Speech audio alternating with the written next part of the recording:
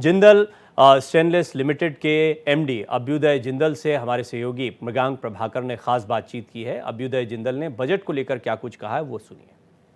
इस समय हमसे बातचीत करने के लिए जिंदल स्टेनलेस के एमडी अभ्युदय जिंदल साहब हमारे साथ मौजूद हैं। सर, आपका हमारे कार्यक्रम में बहुत बहुत स्वागत है।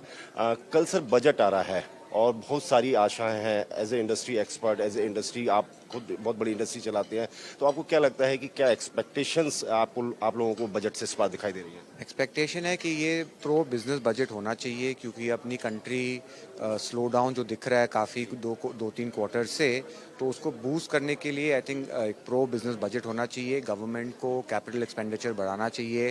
हर सेक्टर, इंफ्रा के ऊपर तो फोकस है ही, रेलवे के ऊपर, डिफेंस स्पेंडिंग।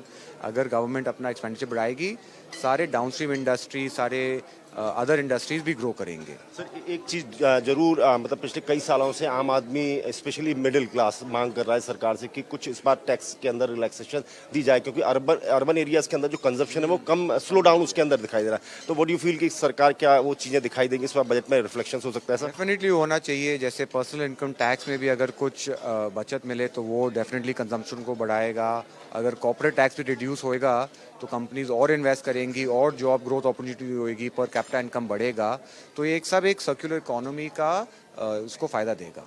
सर, लास्ट सवाल मेरा ये है कि स्टील इंडस्ट्री के एक्सपर्ट होने के, क्योंकि आप एक बहुत बड़ी स्टील इंडस्ट्री भी चलाते हैं, लगातार मांग हो रही थी कि जापान, कोरिया और ये जो चीन, यहाँ से जो कच्चा माल आ रहा है वो उस पर लगातार मांग की जा रही थी कि 25% की ड्यूटी जो है लगाई जाए। डेफिनेटली जो स्टील मिनिस्ट्री का भी इच्छा है और विश है कि स्टील को बढ़त मिलनी चाहिए। अपना टारगेट है कि 300 मिलियन टन स्टील बनना चाहिए इंडिया में 2030 तक।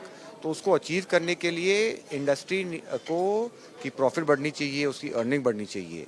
तो अगर ड्यूटी बढ़ेगी, जो डंपिंग हो रहा है जैसे आपने कहा चाइना से, वियतनाम से, डेफिनेटली अच्छा ग्रोथ मिलेगा हमें।